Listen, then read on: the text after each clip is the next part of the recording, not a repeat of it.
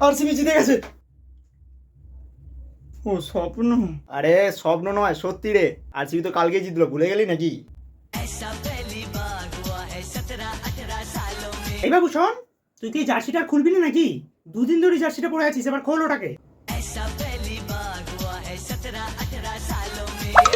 আরে এইভাবে প্রত্যেকটা ম্যাচ জিতবে, এই তো শুরু। রে জ্বলছিস নাকি? কেমন লাগে? জিততে বলছিলি, সেই তো জিতে গেলাম। ফোনটা কেটে দিলি? সত্যি কি বলবো, প্রতি বছর আমরাই কাপ নেবো, তুই শুনে রাখ।